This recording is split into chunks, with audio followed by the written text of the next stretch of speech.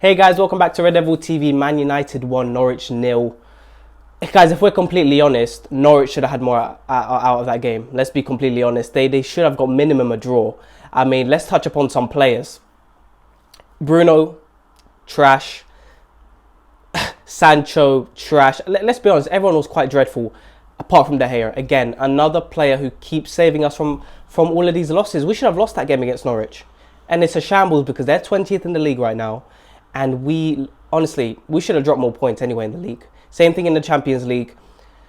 But let's look at the game. Look, I thought a couple of players did stand out a bit more. I would say Diogo Dalot. I think even though he did get troubled defensively a couple of times, I did think he put in some great crosses, some great passes into the midfield, some great balls over the top.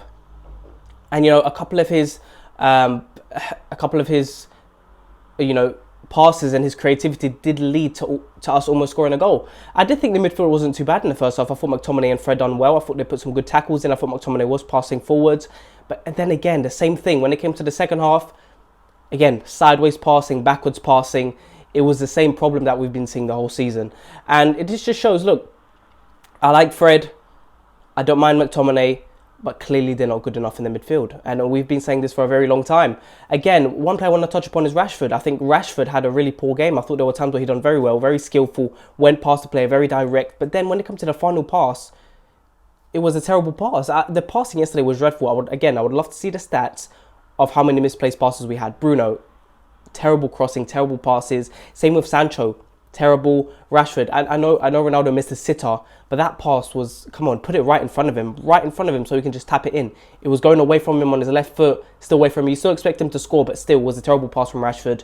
Again, a penalty. Yesterday was the day of penalties for the bigger teams to win. Guys, it was a terrible game. It was very, very boring. Not much creativity. We didn't create much. How can we go from being so creative against Palace to going to Norwich and almost getting beat?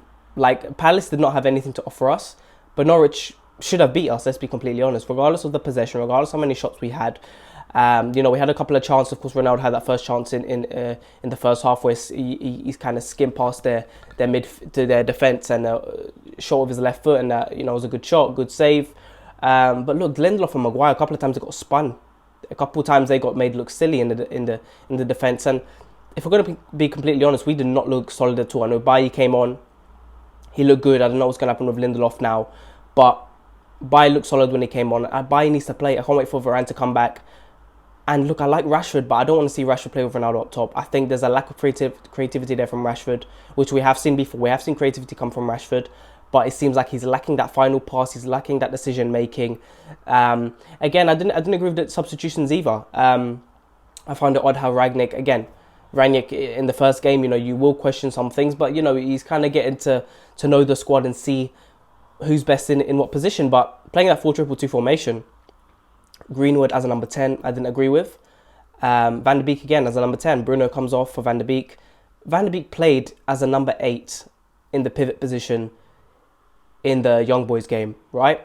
But now you play him as a number 10. So what's his role here? You know what I mean? Are you just going with the flow? What's going on here? And listen, I'll take benefit of the doubt, right? We'll see what's going to happen moving forward.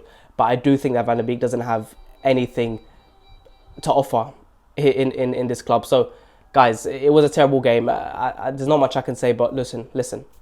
Make sure to like and subscribe. Let me know what you guys thought of the game, and I'll talk to you guys later.